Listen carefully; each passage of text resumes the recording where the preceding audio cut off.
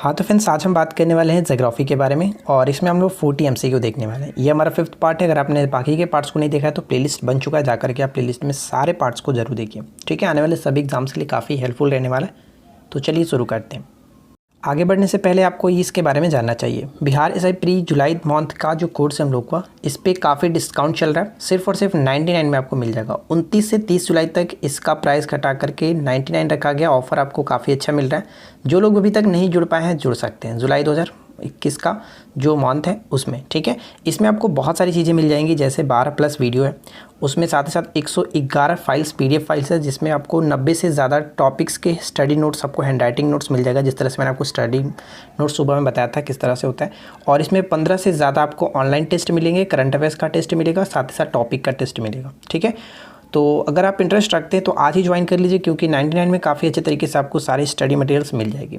तो इस वीडियो के नीचे डिस्क्रिप्शन में हमारे एप्लीकेशन की लिंक है। अगर आपने डाउनलोड कर रखा है तो स्टोर सेक्शन में चले जाइएगा। देखिए, फर्स्ट क्वेश्चन कह रहा है कि भारत का दूर दक्षिणी भाग की विषुवत रेखा से दूरी कितनी है। काफ़ी अच्छा प्रश्न है कि भारत की दूर दक्षिणी भाग की विषुवत रेखा से दूरी कितनी है।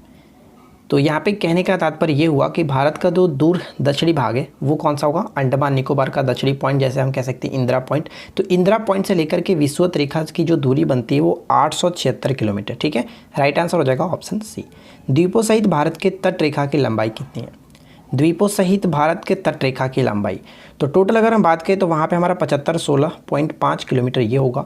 सिर्फ और सिर्फ भारत के तटीय रेखा की लंबाई की बात की जाती तो वहाँ पे हम लोग 6100 किलोमीटर को टिक करते हैं। ठीक है, लेकिन अगर आपसे क्वेश्चन में पूछ लेता है कि भारत की उत्तर से लेकर के दक्षिण तक की टोटल लंबाई कितनी है, तो वहाँ पे कहते हैं 3214 किलोमीटर, ये ध्यान रखिएगा।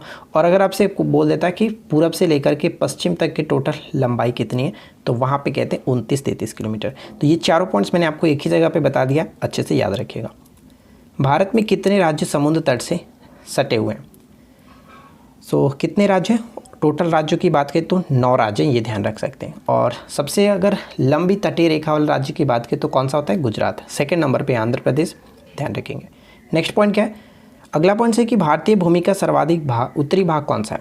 भारतीय भूमि का सर्वाधिक उत्तरी भाग, जैसे दक्षिणी भाग इंदिरा पॉइंट होता है जिसको हम लोग पहले पिग्मेलियन पॉइंट के नाम से जानते थे, तो ठीक उसी तरह से उत्तरी पॉइंट जो होता है वो इंदिरा कॉल होता है। ठीक है, इंदिरा कॉल। अगला पॉइंट, सूची 1 को सूची 2 के साथ मैच कीजिए। एकदम VVI प्रश्न है, इस चारों को अच्छे से याद रखिएगा, क्योंकि अक्सर ये सिंगल करके भी पूछा जाता है या फिर इस तरह से मैच करके भी पूछा जाता है। मोस्ट इंपॉर्टेंट है, ध्यान रखना है। पंजाब हिमालय की बात करें तो ये कह सकते हैं पंजाब हिमालय जो होता है सिंधु और सतलज के मध्य होता है। सिंधु और सतलज के मध्य, यानी A का 3 के साथ मैच होना चाहिए। A का 3 यहाँ पर भी है, यहाँ पर भी है। ठीक है, आगे देखिए, कुमाऊं हिमालय की बात करें तो कुमाऊं हिमालय हम ये कह सकते हैं ये पड़ता है सतलज और काली के मध्य। सतलज और काली के मध्य, यहाँ पे देखिए सतलज और काली, यानी B का फर्स्ट के साथ मैच होगा। तो B का फर्स्ट के साथ यहाँ पे मिल रहा है, तो राइट आंसर हम ऑप्शन A को टिक कर सकते हैं। काफ़ी इंपॉर्टेंट है, ठीक है ना, अच्छे से याद रखिएगा। अक्सर ध्यान दीजिएगा, नेपाल और जो ये असम हिमालय पूछा जाता है, तो नेपाल हिमालय काली और तीस्ता, जबकि असम हिमालय तीस्ता और दिहांग, ये सभी याद रखेंगे। अगला प्रश्न क्या है कि आर्यों ने भारत में किस दर्रे से होकर के प्रवेश किया था। आर्यों ने भारत में किस दर्रे से होकर के प्रवेश किया था। खैबर दर्रा। खैबर दर्रा से कौन से देश जुड़े हुए, तो अफगानिस्तान और पाकिस्तान, ये ध्यान रख सकते हैं। गंगा नदी को बांग्लादेश में किस नाम से जाना जाता है। गंगा नदी को बांग्लादेश में हम लोग किस नाम से जानते हैं, पद्मा के नाम से जानते हैं। जबकि गंगा और ब्रह्मपुत्र की जो संयुक्त धारा है उसको हम लोग मेघना के नाम से जानते हैं, ये भी याद रखिएगा। नेक्स्ट वन है कि भारत का सबसे ऊंचा नदी बांध कौन सा है। सबसे ऊंचा नदी बांध कौन सा है, टिहरी बांध। ठीक है, टिहरी बांध उत्तराखंड में। अगर आपसे पूछ ले कि टिहरी बांध किन 2 नदियों के संगम पर स्थित है, तो भागीरथी और भिलांगना नदी के संगम पर स्थित है। जबकि भारत का सबसे लंबा बांध के रूप में हम लोग हीराकुंड बांध को जानते हैं, उड़ीसा में महानदी पर बनाया गया। अगला पॉइंट, थीन बांध किस नदी पर बनाया गया। थीन बांध किस नदी पर बनाया गया, तो ध्यान दीजिएगा, थीन डैम जो है वो रावी नदी पर, कह सकते हैं रावी नदी पर, ऑप्शन A करेक्ट है। उमियम झील किस राज्य में स्थित है, ये भी क्वेश्चन काफ़ी अच्छा है। उमियम झील, तो ये ध्यान रखिएगा, उमियम झील का संबंध कहाँ पे होता है, मेघालय में। ठीक है, मेघालय बिल्कुल सही आंसर है। नेक्स्ट क्वेश्चन है कि जोग या फिर गरसोपा जलप्रपात का नया नाम क्या है। जोग या गरसोपा जलप्रपात का नया नाम क्या है, तो इसका नाम नया है, जो कि महात्मा गांधी जलप्रपात कह सकते हैं। ठीक है, महात्मा गांधी जलप्रपात शरावती नदी पर बनाया गया कर्नाटक में, तो इसको याद रख सकते हैं। अगला पॉइंट्स, भारत में प्रथम बहुदेशीय नदी घाटी परियोजना का निर्माण निम्न में से किस नदी पर किया गया था।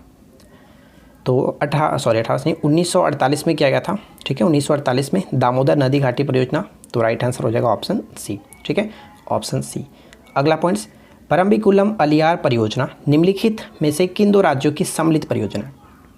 तो सम्मिलित परियोजना की बात करें तो केरल और तमिलनाडु। ठीक है, परम्बिकुलम अलियार परियोजना केरल और तमिलनाडु, ऑप्शन बी करेक्ट है। मयूराक्षी परियोजना से भारत के कौन से दो राज्य लाभान्वित होते हैं? मयूराक्षी परियोजना, तो इसका संबंध हो जाता है पश्चिम बंगाल और झारखंड। ठीक है, पश्चिम बंगाल और झारखंड। भारत की जलवायु की सबसे महत्वपूर्ण विशेषता कौन सी है? भारत की जलवायु की सबसे महत्वपूर्ण विशेषता कौन सी है? तो हम ये कह सकते हैं भारत की जलवायु की सबसे महत्वपूर्ण विशेषता के रूप में पवनों की दिशा में परिवर्तन। ठीक है, पवनों की दिशा में परिवर्तन। अगला प्रश्न, भारतीय मानसून का वर्णन सबसे पहले किस अरब विद्वान के द्वारा किया गया था? सबसे पहले किस अरब विद्वान के द्वारा? अल मसूदी। ठीक है, अल मसूदी, यहाँ पे बी को टिक कर सकते हैं। अमृतसर की अपेक्षा निम्न अक्षांश पर होने के बावजूद शिमला अधिक ठंडा है, क्यों? तो इसका कारण ये होता है कि यह उच्च तुंगता पर है, यानी कि ऊपर में है, ऊंचाई पर स्थित है, इस वजह से ऐसा होता है, यह उच्च तुंगता पर है। तो ये ध्यान रखिएगा, ऑप्शन हम सी को टिक करेंगे। अगला पॉइंट क्या है? निम्नलिखित में से किस राज्य में दक्षिण पश्चिम मानसून से वर्षा नहीं होती? ये क्वेश्चन भी मोस्ट इंपॉर्टेंट है, अक्सर ये क्वेश्चन पूछा गया है। तो दक्षिण पश्चिम मानसून से वर्षा नहीं होती है और वो है तमिलनाडु, क्योंकि तमिलनाडु में उत्तर पूर्वी मानसून से वर्षा होता है, ये ध्यान रखिएगा। और भारत में जो अधिकतर वर्षा होती है दक्षिण पश्चिम मानसून से ही होता है, और भारत में दक्षिण पश्चिम मानसून सबसे पहले कहाँ पे आता है? केरल में आता है, ये भी याद रख सकते हैं। अगला पॉइंट्स, देश में सर्वाधिक वन क्षेत्र किस राज्य में? देश में सर्वाधिक वन क्षेत्र किस राज्य में?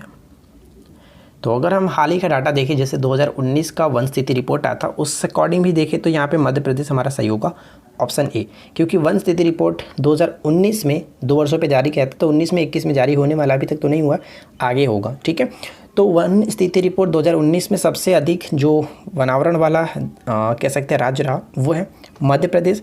सेकंड नंबर पे अरुणाचल प्रदेश, थर्ड नंबर पे उड़ीसा। ध्यान रखिएगा, अगर प्रतिशत के अकॉर्डिंग पूछे तब वहाँ पे हम कह सकते हैं सबसे टॉप पे मिजोरम, सेकंड नंबर पे अरुणाचल प्रदेश और थर्ड नंबर पे मेघालय। तो इस तरह से भी आप याद रखेंगे। ठीक है, अगला पॉइंट्स, वनों की सुरक्षा के लिए स्वतंत्रता प्राप्ति के पश्चात सर्वप्रथम किस वर्ष सरकार द्वारा वन नीति घोषणा की गई थी? वन नीति की घोषणा की गई थी 1952। अगला प्रश्न है कि आंध्र प्रदेश एवं उड़ीसा की सम्मिलित परियोजना कौन सी है? आंध्र प्रदेश एवं उड़ीसा की सम्मिलित परियोजना का नाम क्या? तो हम यहाँ पे कह सकते हैं मच्छकुंड परियोजना। ठीक है, मच्छकुंड, ऑप्शन ए करेक्ट होगा, मच्छकुंड परियोजना। अगला पॉइंट्स, तमिलनाडु में शरदकालीन वर्षा अधिकांशतः जिन कारणों से होती है वह कौन सा है? तमिलनाडु में शरदकालीन वर्षा अधिकांशतः जो होता है किन कारणों से? उत्तर पूर्वी मानसून। मोस्ट इंपॉर्टेंट क्वेश्चन है, उत्तर पूर्वी मानसून, ध्यान रखेंगे। अगला पॉइंट्स, निक्स ओलंपिया कोलंबस जो पर्वत शिखर है वो किस ग्रह पर स्थित है? निक्स ओलंपिया कोलंबस जो है वो पर्वत किस ग्रह पर स्थित है? तो ये कह सकते हैं मंगल ग्रह पर स्थित है। ठीक है, मंगल ग्रह पर, ऑप्शन डी। पार्थिव ग्रहों की संख्या टोटल कितनी है? पार्थिव ग्रहों की संख्या टोटल कितनी है? जो स्टार्टिंग से जो 4 ग्रह हैं उनको कह सकते हैं पार्थिव ग्रह। एक्चुअली ऐसा पार्थिव ग्रह कहा जाता है क्योंकि ये पृथ्वी के सदृश है, ऐसा माना जाता है। तो यहाँ पे 4 होगा। नेक्स्ट वन है कि निम्नलिखित में से किन 2 ग्रहों को छोड़कर के से सभी ग्रह सूर्य के चारों ओर वामावर्त घूमते हैं? वामावर्त का मतलब हम यहाँ पे कह सकते हैं जैसे सभी जो ग्रह हैं हमारे पूरे सौरमंडल में 8 ग्रह, 8 ग्रहों में से 6 जो ग्रह हैं वो कह सकते हैं पश्चिम से पूर्व की तरफ घूमते हैं, लेकिन 2 ग्रह जो ग्रह हैं जिनका हम कह सकते हैं यूवी के नाम से जानते हैं। यूवी यानी कि एक तो आपका यूरेनस हो गया और दूसरा हो जाता है वेनस। ठीक है, यानी कि एक तो हो गया आपका अरुण और एक हो जाता है शुक्र। ठीक है, तो ये 2 ऐसे ग्रह हैं जो कि पूरब से पश्चिम की तरफ घूमते हैं। तो यानी कि करेक्ट आंसर यहाँ पे होगा ऑप्शन डी। और साथ ही साथ यहाँ पे बात कर ही रहे हैं तो ध्यान दीजिएगा कि हमारे सौरमंडल में 2 ऐसे ग्रह भी हैं जिनका कोई अपना उपग्रह नहीं है। तो पहला ग्रह तो आपका बुध हो जाता है, दूसरा ग्रह शुक्र। इन 2 ग्रहों का अपना कोई उपग्रह नहीं है, तो ये भी याद रखिएगा, पूछा जाता है। नेक्स्ट क्वेश्चन है कि रुको और जाओ नियतिवाद की विचारधारा के प्रतिपादक कौन थे? रुको और जाओ नियतिवाद के प्रतिपादक कौन थे? तो इस प्रश्न का करेक्ट आंसर क्या होगा? राइट आंसर हमारा हो जाता है ऑप्शन हम डी को टिक करेंगे, ग्रिफिथ टेलर। ठीक है, Griffith Taylor, option D. Next one, भूपृष्ठ की किस परत में बेसाल्ट चट्टानों की अधिकता है? भूपृष्ठ की किस परत में बेसाल्ट चट्टानों की अधिकता है? तो ध्यान दीजिएगा, अगर हम पृथ्वी की परतों की बात करें, जैसे कि स्वेस ने बताया था, स्वेस नामक जो वैज्ञानिक थे उन्होंने क्या बताया था कि पृथ्वी को 3 इस तरह से बांटा था उन्होंने, सियाल, सीमा और नीफे। सबसे ऊपरी परत को सियाल, बीच वाले परत को सीमा और सबसे अंदर वाले यानी जो कोर होता है उसको नीफे के रूप में बांटा था। ध्यान दीजिएगा, विशाल चट्टानों की जो अधिकता होती है वो सीमा यानी कि जो मेंटल जिसको कहते हैं, मेंटल यानी कि जो बीच वाला परत है उसमें, तो सीमा यहाँ पे बिल्कुल सही आंसर है। ऑप्शन हम बी को टिक करेंगे, ठीक है ना। चलिए आगे बढ़ते हैं और नेक्स्ट क्वेश्चन को ट्राई करते हैं। अगला प्रश्न ये बनता है कि प्लेट विवर्तनिक सिद्धांत का प्रतिपादन किसने किया था। प्लेट विवर्तनिक सिद्धांत का प्रतिपादन किसने किया था? तो इस प्रश्न का करेक्ट आंसर हो जाएगा, राइट आंसर होगा ऑप्शन ए, हैरी हेस, ठीक है, हैरी हेस, ऑप्शन ए। दोनों ध्रुवों को जोड़ने वाली वह काल्पनिक रेखा जो भूमध्य रेखा को समकोण पर प्रतिच्छेद करती है क्या कहलाती है? यानी कि इस तरह से हम कह सकते हैं भूमध्य रेखा ये हुआ और इसको समकोण पर प्रतिच्छेद करती है, जहाँ भी काटेगी प्रति समकोण पर काटेगी, तो दोनों ध्रुवों को मिलाने वाली जोड़ने वाली रेखा को क्या कहते हैं? इसको हम लोग देशांतर कहते हैं, ठीक है, देशांतर, ऑप्शन बी करेक्ट है। अगला पॉइंट्स, जानवरों, वनस्पतियों एवं सूक्ष्म जीवों के अवशेष किस प्रकार के चट्टानों में पाए जाते हैं? तो ये कह सकते हैं अवसादी चट्टानों में, ठीक है। अवसादी चट्टानों का सबसे खास बात आप ये याद रखिएगा कि ये परतदार चट्टानें होती हैं, ठीक है, परतदार चट्टानें, पेट्रोलियम, कोयला आदि जो जीवाश्म होते हैं वो इन्हीं से निकाले जाते हैं। और आगे बढ़ने से पहले आपको बता दूं फ्रेंड्स, अगर आपने अभी तक इस चैनल को सब्सक्राइब नहीं किया तो सब्सक्राइब करके नोटिफिकेशन बिल को ऑन रखिएगा, क्योंकि यहाँ पे आपको इसी तरह की रोज़ाना वैल्यूएबल कंटेंट मिलते रहते हैं। नेक्स्ट क्वेश्चन कह रहा है कि प्रत्यास्थ पुनश्चलन सिद्धांत निम्नलिखित में से किसकी उत्पत्ति की व्याख्या करता है? तो इस प्रश्न का करेक्ट आंसर हमारा हो जाता है भूकंप, ठीक है, भूकंप। यहाँ पे मैं आपको बताऊंगा कि इसके जो ये सिद्धांत है किसने दिया था। फिलहाल आगे बढ़ते हैं। भूकंप की उत्पत्ति से संबंधित प्रत्यास्थ पुनश्चलन सिद्धांत है, इसका प्रतिपादन किसने किया था बताइए? तो क्या बताया हम लोगों ने? रीड, ठीक है, रीड यहाँ पे करेक्ट होगा, ऑप्शन बी। लैब्राडोर की ठंडी धारा और गल्फ स्ट्रीम की गर्म धारा कहाँ एक दूसरे से मिलती है? और मैंने आपको जब नोट्स दिया था, बहुत अच्छे तरीके से नोट्स मैंने आपको एक्सप्लेन किया था, ट्रिक के माध्यम से मैंने आपको बताया था कैसे याद रखना है। तो उम्मीद करते हैं कि जो लोग हमारे पेड कोर्सेज से जुड़े हुए हैं उनको अच्छे तरीके से अब तक तो ये याद हो चुका होगा, ठीक है। जुलाई मंथ में मैंने आपको अच्छे तरीके से बताया। तो देखिए यहाँ पे कह सकते हैं लैब्राडोर की ठंडी धारा और गल्फ स्ट्रीम की जो गर्म जलधारा ये कहाँ पर मिलता है? उत्तर अमेरिका के उत्तर पूर्वी तट पर, यानी कि सही आंसर यहाँ पे होगा ऑप्शन ए, ठीक है ना। आगे देखिए, पृथ्वी के वायुमंडल में पाई जाने वाली निम्नलिखित गैसों का सही अवरोही क्रम क्या है? सही अवरोही क्रम क्या है? अवरोही क्रम का मतलब हम कह सकते हैं कि यहाँ पे घटते क्रम में, ठीक है, डिसेंडिंग ऑर्डर जिसको कहते हैं।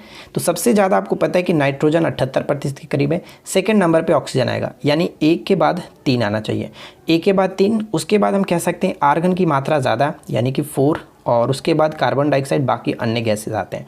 तो यहाँ पे 1 3 4 2 कहाँ पे मिल रहा है? 1 3 4 2 5 यहाँ पे करेक्ट हो गया ऑप्शन सी, ठीक है। तो इस तरह से आप याद रखेंगे। और मैंने आपको बताया था कि आर्गन की मात्रा कितनी होती है? आर्गन की मात्रा 0.93%, ये ध्यान रखिएगा। और कार्बन डाइऑक्साइड की मात्रा अक्सर पूछा जाता है 0.03%, ये ध्यान रखिएगा, ठीक है। चलिए अगला पॉइंट्स, नेक्स्ट वन देखिए क्या है। धरातल के सर्वाधिक भाग पर निम्नलिखित में से किस चट्टान का विस्तार पाया जाता है? धरातल के सर्वाधिक भाग पर किस चट्टान का विस्तार पाया जाता है?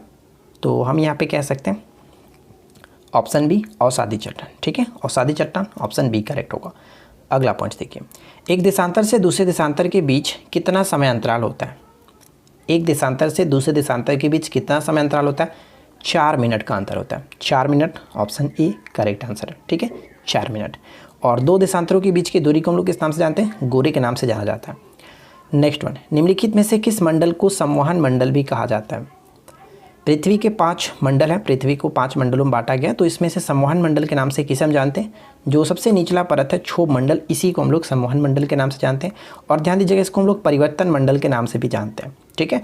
मौसमी संबंधी जितनी भी घटनाएं होती है वो क्षोभ मंडल में ही होता है, ये ध्यान रखेंगे।